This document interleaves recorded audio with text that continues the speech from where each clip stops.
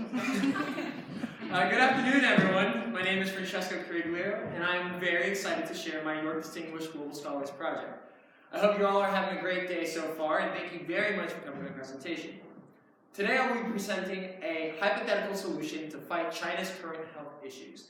This project is called Wildcard, or Wong Pai, a healthy alternative to boba.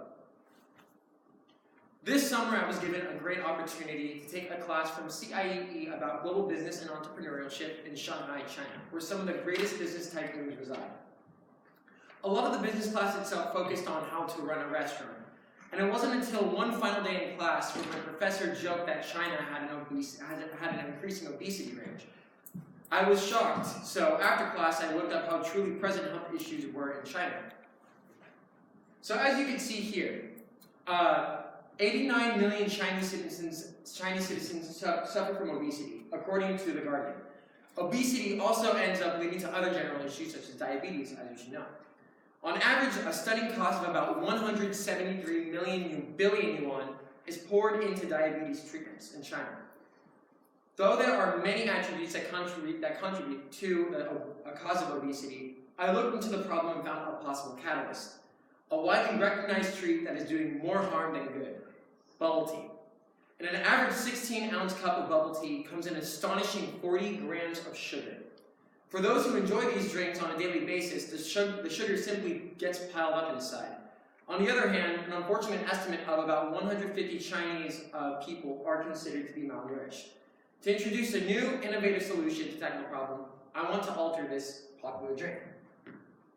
So, this initial market focuses mostly on young adults, encompassing a spectrum for those who just finished their studies in college to white-collar workers who spend their days in front of a computer screen.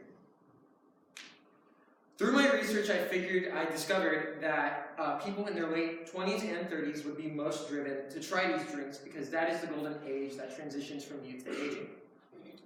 Now, let's take a look at our competitors. So in China, there are specifically two large bubble tea chains called Yidian and Coco. And here's a national chain that you will probably know, which is Jamba. So, if you look at the competitors, both bubble tea and smoothie spots alike, you can see their strengths and their weaknesses in their business models. And though these three places have great tasting drinks and rather affordable prices, the biggest flaw is the unhealthy amount of sugar in the drinks. And at Wildcard, we aim to venture beyond that playing field. So let's get into market validation. So in today's market, this company is both very promising and highly profitable. As you can see, the fruit drink industry is experiencing constant growth. Based on a projection, this industry can basically rival the mineral water industry in terms of success. As for a global market, it's also on a constant rise. A reason for this is the recognition and action of dietary lifestyles such as detoxing and cleansing. So luckily, before I left Shanghai, I was able to get a survey with the assistance of my friends and my 5 years of language studies at York School to see how the public would take this business if it were to come into fruition. These are the questions that I asked, and I asked about 20 people, and these were the answers I received. So next is the business model. So here's the store layout. The store layout is rather simple, as you can see within our blueprint. In my business class, we focused a lot on how McDonald's actually lays out their business, where everyone is able to move at a quick pace and nothing gets too cluttered. So we aim to minimalize space, as in reality, the product doesn't require a completely complicated production process. Along with this, here are the estimated startup costs. For each crucial fraction of a business, such as appliances, products, and legal precautions. So this is all kind of the basic stuff that you would need. It's really important. You gotta, like what I learned in my class is you really have to look at every single part. What kind of shocked me was actually the business point, where with business licenses and lawyers and insurance, and those things are so important to cover because who knows what's going to happen. So this is the menu at a glance. Our ingredients are universally known for their health benefits. As a replacement for everyone's favorite tapioca boba pearls, we're introducing popping pearls, a less harmful add-on that adds explosion of flavor for every sip you take. And this is our unique selling proposition. This lies within our popping pearls and our affordable and healthy drinks that stand out in a world of sugary, guilty pleasuring treats. We believe that As an upgrade to bubble tea, it will attract a vast audience eager to try our product. So, as you can see here, it's not specifically made out of a lot of sugar. It's actually, so it's sodium alginate, which is non-harmful chemicals mixed with fruit juice, and with calcium chloride, and this creates tasty pearls. They're cheap, easy to make, and kind of stand as a substitute to the tapioca pearls. So I believe from estimated profits, the business will quickly make investments after setup, which could lead to exponential profits. As mentioned earlier, the fruit industry is on a constant rise, so I don't expect it to plateau or drop anytime soon.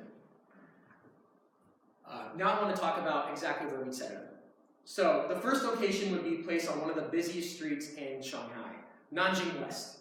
If successful, we want to take a move to more expensive but popular sections, such as areas near malls like Global Harbor. From this, we want to expand to more corporate cities with higher traffic, which could lead to more attention. International reach, however, is a little bit too far to see right now, so we most likely focus on spreading it around China. So here are some of the marketing. So since our target demographic lies within young adults, we believe that a social media campaign is the best way to advertise Wildcard. Our marketing tactics include various forms of advertisements. One of the best ways to have the public recognize your product right off the bat is through shot glass sized samples of drinks. Since our targeted audience is a demographic that is constantly on social media, we're happy to share that we would open a Weibo page, TikTok page, and a WeChat account. Because those are the most popular social outlets within the country. The rapid circulation of the content on these platforms in China will attract too many wildcard solutions, as projected. So it's time to change the industry and focus on promoting a healthier lifestyle. So, who's ready to turn over a new leaf and play the wildcard? Thank you.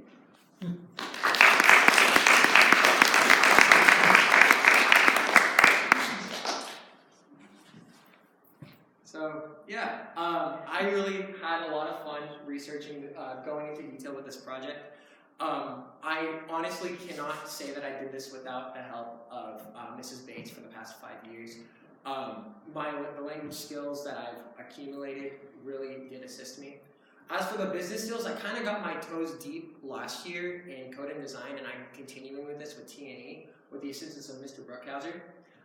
Business is something that I've always wanted to get into. I've been inspired since I've started watching Shark Tank and seeing all the big investors sitting there and all the new ideas coming in.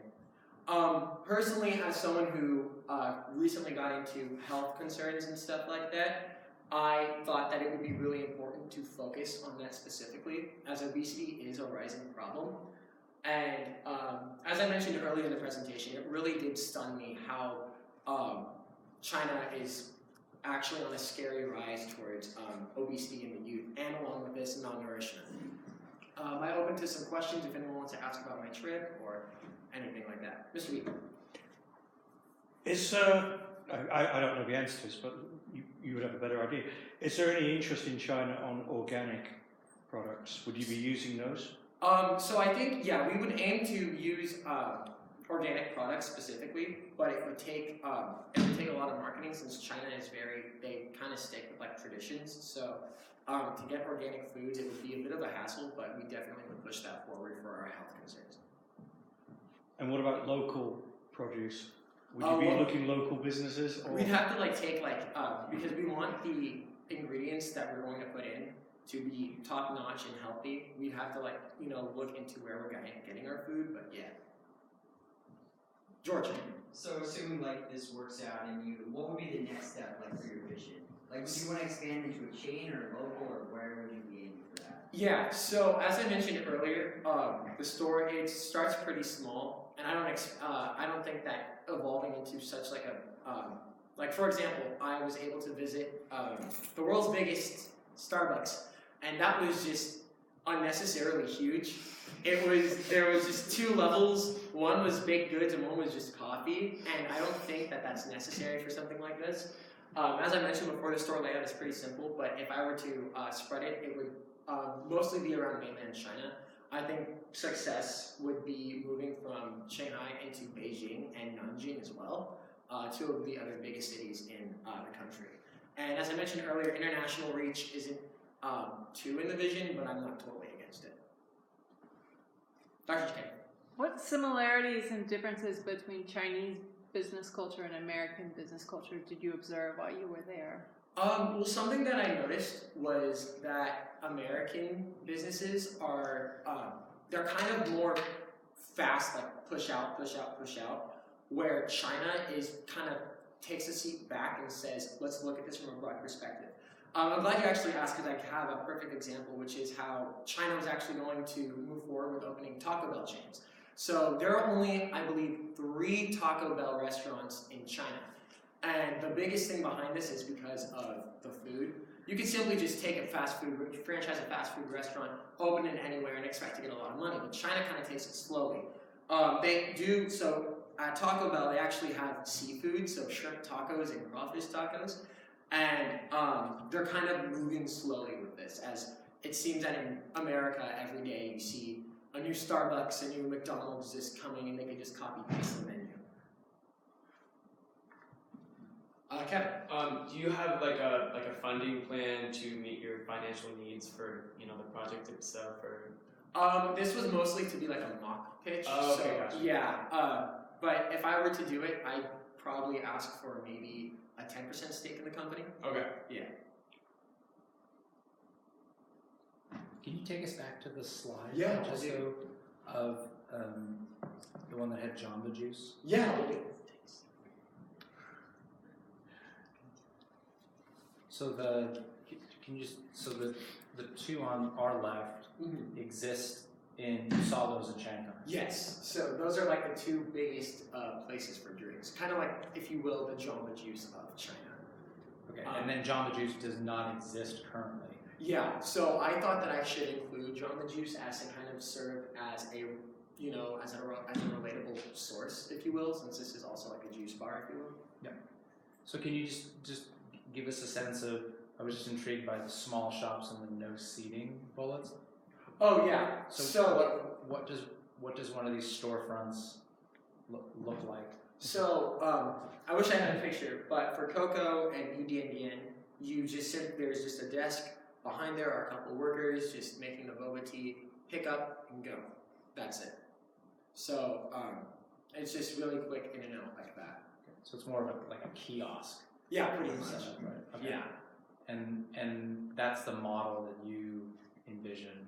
Yeah, exactly. Because something that we learned is that even though it's an American business, McDonald's is crazy successful in China.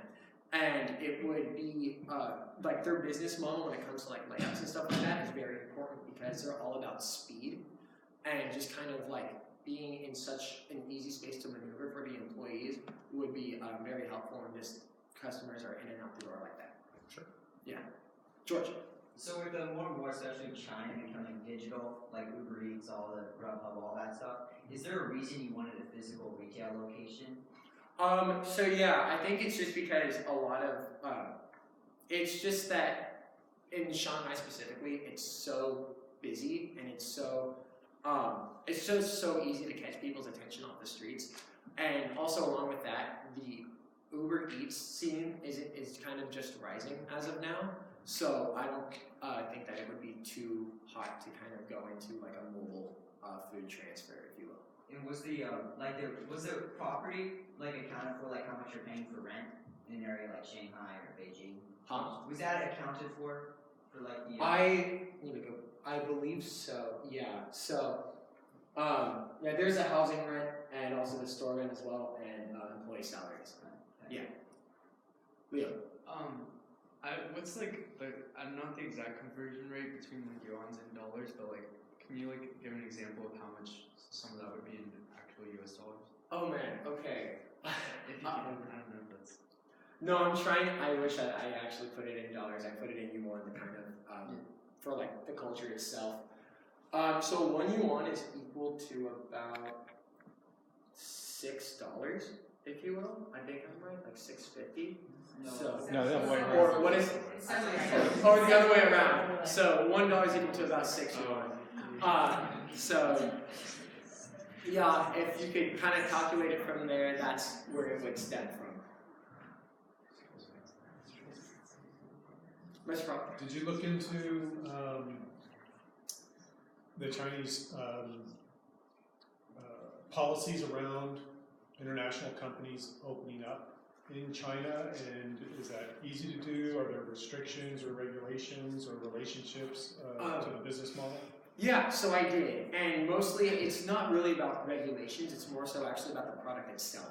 So, for example, like I mentioned earlier, Taco Bell originally was supposed to come in the 90s, but had a really hard time getting its footing because they thought that they could just copy and paste the menu, when in reality, it's not like that. You see a lot of people in, probably arguably the most eaten meat in China is actually chicken. So that's why places like KFC are crazy popular and why McDonald's over there actually sells fried chicken. So it really just kind of matters on how you diversify the products, if you will. How many employees? We average at about maybe 5 employees, like 2 at the desk and then 3 in the back. What does the CIE program in China emphasize? So it emphasizes just about how to run a business specifically, and that's what I learned from my class. Okay. And it was focused specifically on running a restaurant business, if you will, Okay. and specifically in like the Chinese field. So that's where a lot of this kind of stems from. Okay. Yeah.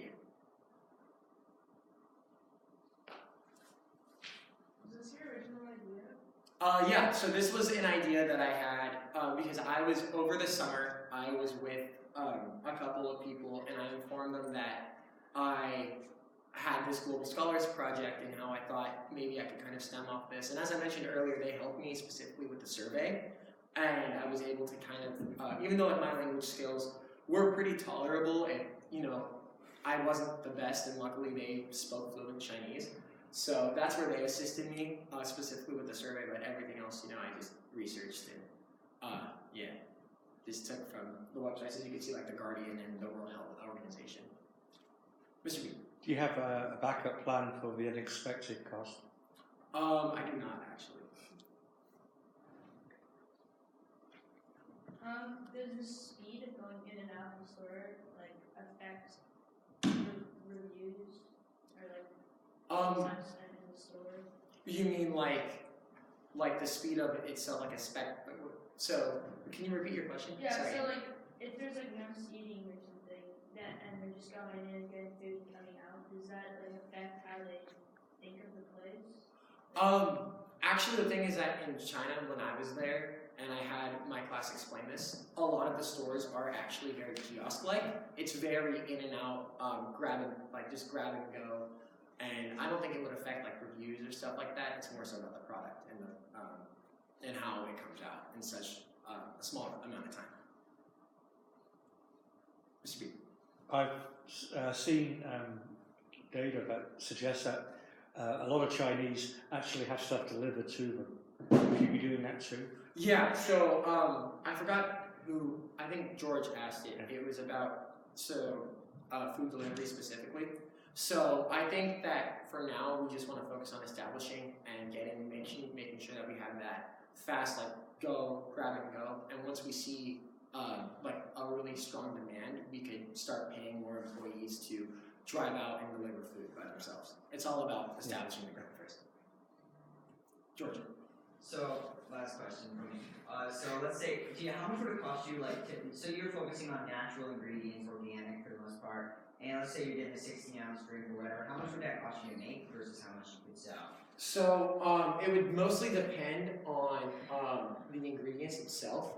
So the cups themselves so we would be ordering every ingredient off Alibaba, and this is just in bulk, if you will. So I don't have the specific numbers. I wish I was able to pull it up.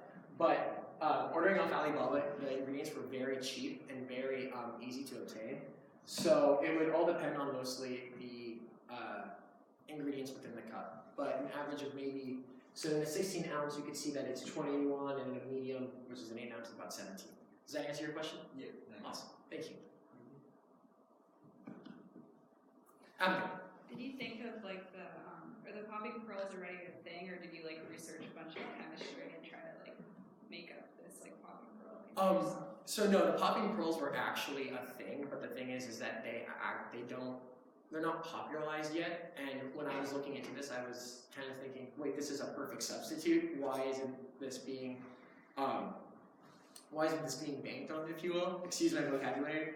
But I think it's also goes back to what I mentioned earlier, where Chinese citizens are very traditional and they're kind of scared to step outside the comfort zone and try new things at times. So it would take some like adaptability, if you will. But yeah, it wasn't like anything new that I made up. It was just a product that I personally believe is crazy underrated. I know a lot of companies in the United States are feeling the pressure of the environmental movement, and particularly plastics, particularly the boba tea companies here in the United States, because they rely on the big straw that can suck up those little balls.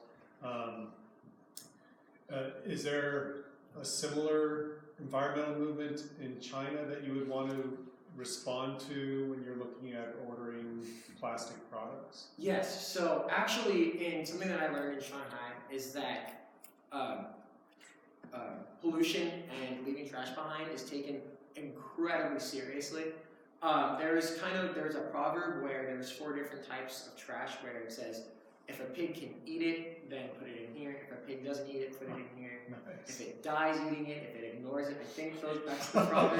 It's a very weird Chinese proverb to use when throwing away trash. But I personally felt that I wasn't worried about plastic materials because even though they could be harmful to the environment, in Chinese society, it's so unusual to see just litter everywhere because that results in a pretty hefty yuan fine. And also they encourage you to bring your own parts. Yeah. To any restaurant, you bring your own parts. Own something, you bring to them. Yeah, that's encouraged. It's incredible for a developed country. Francesco, what did you learn in the program about the process of starting a business in China as a foreign individual? Do you have to have a local partner? Can you apply for a business license as an American? Do you apply for a temporary visa? Do you need to obtain residency over time? So yeah, it usually resolves, so it's always best to have a Chinese business partner, and you have to, with the recent travel regulations, a visa is required. But it is, it's best to go in when you do have knowledge of the language itself, whether it be in high school or in college. And along with this, to have like steady funding and maybe already have experience within the business and know exactly the difference between the American restaurant business and the Chinese restaurant business. Do you have any thoughts about maybe starting a smoothie business while you're in college, or are you hoping long term one day you'll eventually go into business in China and whatever it may be? Mm-hmm. I would really, this trip really opened my eyes to doing business in foreign countries. Since I was young, I've always wanted to get into the industry, so I've always thought of maybe going to Japan for the video game industry, if you will. And now it's just, I see that China is very broad and there's so many things that are coming that I think that if I were to open a business in China, it would definitely follow up this because, and along with this, I'm raised in a household where health is taken very seriously, and I would really love to kind of spread that message towards mainland China where, as I mentioned earlier, obesity and malnourishment is becoming more of a rising issue. So just as a moment of inspiration for you, Jamba Juice was started by a student from Cal Poly in business who opened up a small shop downtown, catered mostly to athletes. The idea being you could get like a meal in a cup made by college students that just had access to 4 blenders and some wheatgrass, and then that became Jamba Juice. It was called Juice Club. They couldn't copyright Juice Club, so they turned it into Jamba Juice. That's also something that I learned is that you always start small, and if failure is the first step, then accept it. Failure is always going to be a part of the business life, if you will, and if you move and just don't let your first fall take it down. So you either go one way or the other, but just keep pursuing.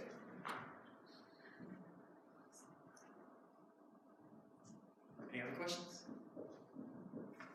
So when you're a billionaire, how do you think you'll cope? So if I were to be a billionaire, I think the first thing that off this business specifically, I think the first reach I would do is definitely take it international. I think the first place I would take it is actually the United States, because I don't think it's too foreign for you guys to know that obesity is an issue within this country. And even though, and maybe apply, like, as an American citizen, apply the American business model, if you will, where even though it's still like speedy and efficient, it's more about delivery. There's an emphasis on like delivery and digital orders as well. Adriana, did you have a question? Oh, I was just gonna point out that America already has an obesity problem. Oh yeah, yeah. But every day, it's kind of getting worse. And if I were to take this internationally, then yeah, I'd love to try to add it to our catalyst towards solutions to the problem.